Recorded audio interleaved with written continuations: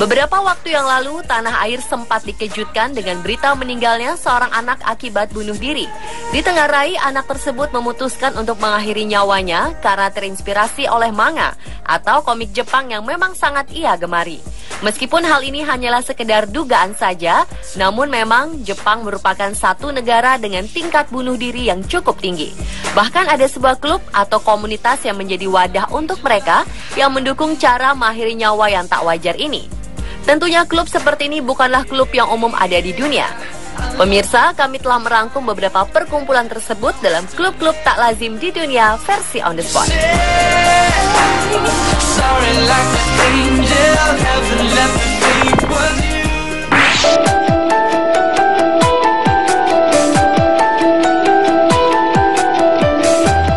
Yang pertama adalah klub bunuh diri.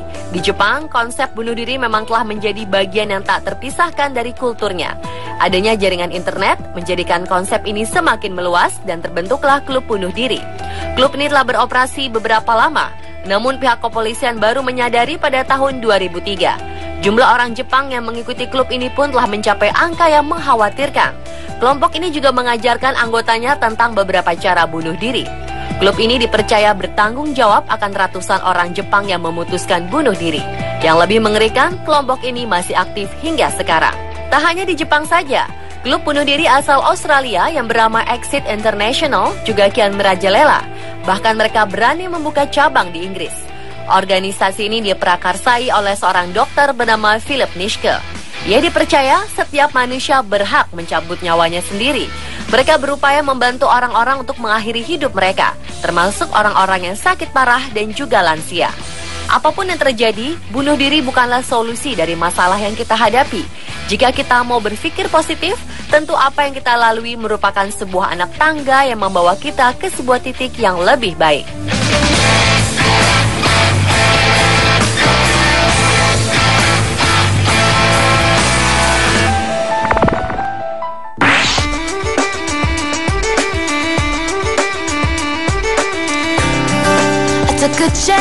Sebuah klub unik di London menamakan dirinya Shh Dating. Sesuai dengan namanya, para anggota klub ini dilarang untuk berbicara selama bertemu dengan lawan jenis. Meskipun cara kencan diam ini sangat tak biasa, namun popularitasnya semakin tinggi hingga banyak orang dari luar Inggris ikut serta. Dalam setiap pertemuan, para anggota dikenai biaya 20 pound sterling atau sekitar Rp315.000 untuk menghabiskan waktu tanpa sepatah kata pun. Lucy Baker, yang merupakan penggagas klub ini, mengemukakan bahwa dengan diam, hal ini akan membuat seseorang lebih terhubung dengan orang lain. Sebelum kencan dimulai, para peserta diperkenankan untuk melihat biodata setiap anggota. Mereka hanya diperkenankan untuk menatap satu sama lain, berjabat tangan, dan berpindah tempat duduk. Perbincangan hanya dilakukan dengan gerak tubuh. Misalnya menirukan tingkah laku kucing dan mengeong untuk memberitahu Anda memelihara kucing. You could write a book on how to ruin someone's perfect day.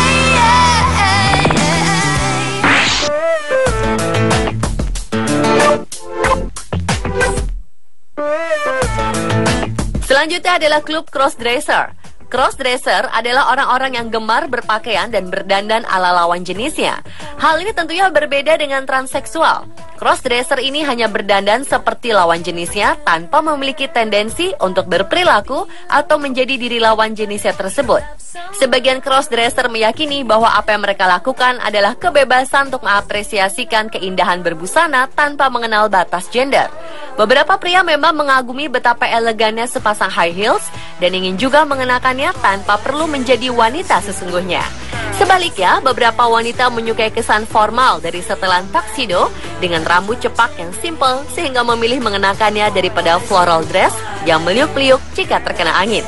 Klub crossdresser ini tak hanya ada di Jepang saja, namun telah tersebar ke berbagai penjuru dunia. Mereka juga secara rutin menggelar acara-acara untuk berkumpul bersama, tentunya juga sebagai ajang untuk memperlihatkan tampilan unik mereka.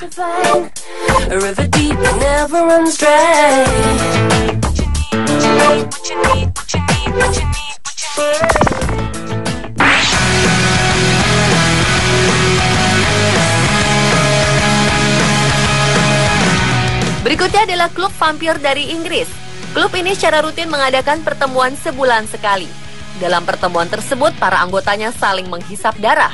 Meski aneh, namun gerakan bawah tanah penghisap darah ini telah mencapai lebih dari 3.000 orang. Salah seorang anggotanya bernama Pireta Blaze mengaku bahwa dari kecil ia sudah merasakan dirinya sebagai vampir, bahkan ia selalu merasa haus darah. Acara kumpul vampir ini diawasi oleh kepala vampir yang dikenal dengan sebutan sesepuh. Para sesepuh yang mengenakan topeng biasanya menyembunyikan identitas mereka. Dalam setiap pertemuan, para sesepuh juga memberikan pelajaran tentang di mana dan bagaimana cara mengekstrak darah. Orang-orang yang menghadiri pertemuan aneh ini harus melalui tes psikologi yang dilakukan oleh para sesepuh. Ini dilakukan untuk mengontrol kondisi kesehatan mental dari para anggotanya. Para anggotanya juga harus berkomitmen serius untuk masuk ke dalam klub vampir ini.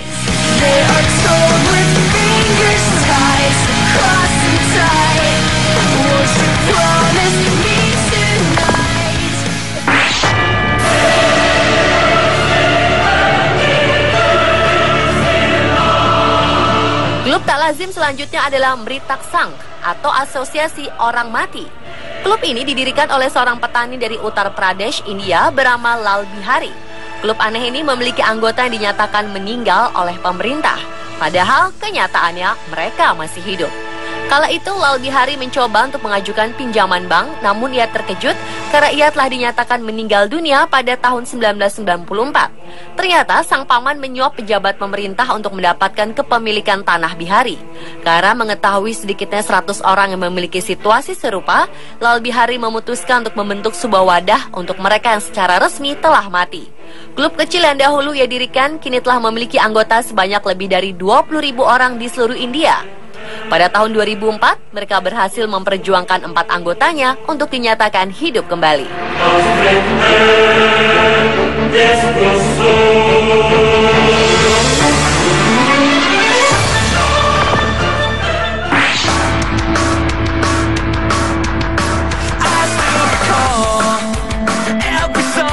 Seperti namanya, klub beef stick ditujukan untuk para penggemar beef stick dengan cita rasa tingkat tinggi.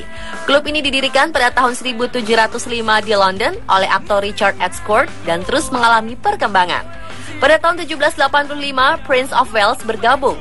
Uniknya, anggota klub ini hanya dibatasi sampai 24 orang. Untuk menjadi anggotanya saja, seseorang harus menunggu anggota lainnya keluar atau meninggal terlebih dahulu. Dalam pertemuan yang secara rutin dilakukan, para anggotanya akan berkumpul bersama dan makan steak. Mereka akan berbincang tentang steak-steaknya enak, menyanyikan lagu tentang steak, dan bahkan mengenakan pakaian yang bertuliskan daging sapi dan kebebasan.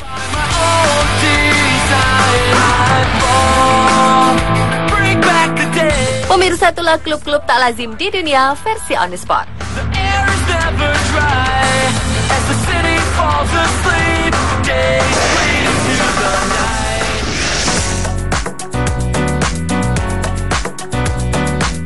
Benarkah menghitung domba bisa membuat seseorang cepat tidur? Lalu bagaimana dengan fenomena merasa tertindih makhluk astral saat tidur? Saksikan informasi selengkapnya dalam segmen Fact and Myth tentang tidur setelah yang satu ini.